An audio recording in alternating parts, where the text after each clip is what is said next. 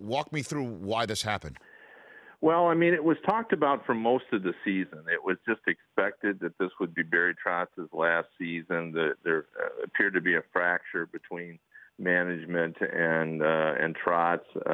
We found, as we just recently found out, he had a contract extension, but only if he won the Cup. And I think that was the issue when we got to the end here. His associate coach, Reardon, has a contract extension. It looked like the Capitals were preparing for life without Trotz. But when the season was over, Trotz did say, I want to be back. And everybody went, well, maybe they can figure it out. And the other issue here, and this is an important one, since Barry Trotz signed his contract, the price of poker for coaches has gone way up. And now, the top coach, Babcock, is paid $6.25 million, and Joe Quenneville in Chicago is at $6 million, and Claude Julien in Montreal is at $5 million. And the extension that Trotz had on his contract would be for 1.5 he made before, and then a modest increase believed to be about $300,000. So it was $1.8 million.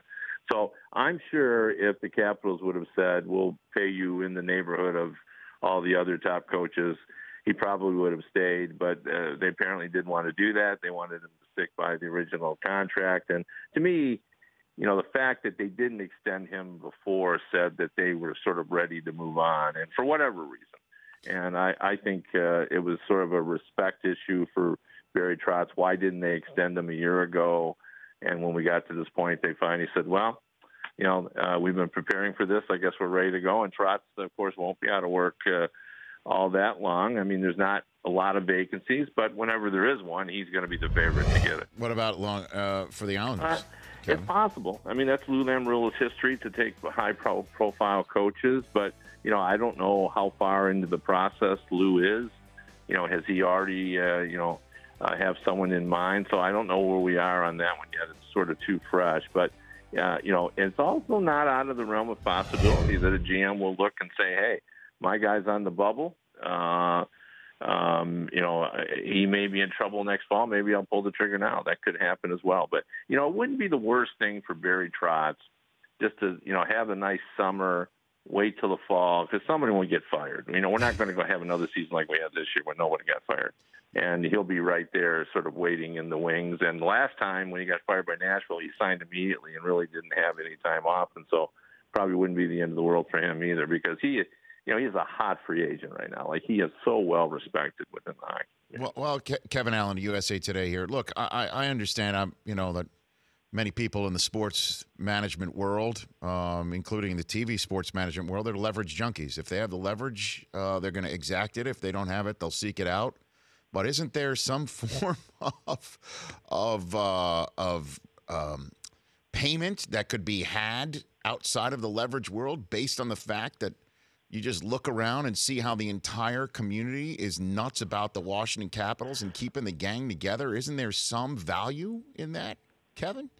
Well, I would think so. I mean, if you're asking me if this is a public relations problem for the Capitals, I say yes. He was an important part of that team. And I think the players understood. Like, the players are the real losers here.